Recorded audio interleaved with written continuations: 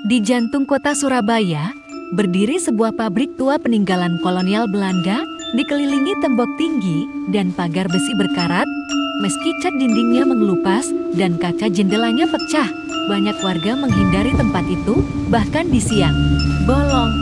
Konon, di tahun 1930-an, pabrik ini adalah yang terbesar di Jawa Timur, mempekerjakan ratusan orang. Tapi suatu malam, sebuah ledakan besar mengguncang, menewaskan puluhan pekerja. Aneh ya, tak ada satupun jasad yang ditemukan, hanya abu dan mesin yang terus berputar meski listrik sudah padam.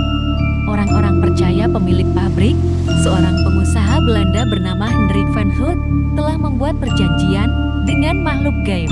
Demi kelancaran bisnisnya, setiap tahun ia harus menyerahkan tumbal jiwa pekerja untuk menjaga mesin tetap berjalan tanpa kerusakan. Ledakan malam itu dianggap sebagai panen terbesar puluhan nyawa sekaligus. Setelah kejadian, pabrik ditutup, tapi warga sekitar mengaku masih mendengar suara mesin berputar setiap pukul 2 dini hari, disertai aroma besi terbakar. Puluhan tahun kemudian, seorang jurnalis muda bernama Aga memutuskan untuk membuktikan bahwa semua itu hanyalah legenda kota. Berbekal kamera, perekam suara, dan senter, ia masuk ke pabrik itu tepat pukul 1 dini hari. Langkahnya bergema di lantai semen dan hawa di dalam terasa panas meski malam itu hujan. Saat jarum jam menunjukkan pukul 2, semua mesin tua tiba-tiba menyala serentak, mengeluarkan suara berderit dan dentuman yang membuat bulu kuduk berdiri. Arga mencoba merekam, tapi layar kameranya hanya menampilkan gambar hitam di tengah deru mesin. Ia melihat sosok-sosok pekerja dengan tubuh hangus, kulit melepuh, dan mata kosong, bergerak cepat seperti sedang memproduksi barang yang tak terlihat. Mereka tak memedulikan Arga, sampai ia tak sengaja menyentuh salah satu mesin, membuat semua kepala pekerja itu menoleh bersamaan ke arahnya.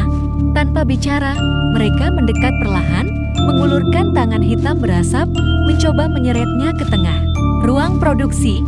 Arga menjerit, melepaskan diri, dan berlari keluar pabrik sekuat tenaga. Ia berhasil keluar dan mengira dirinya selamat.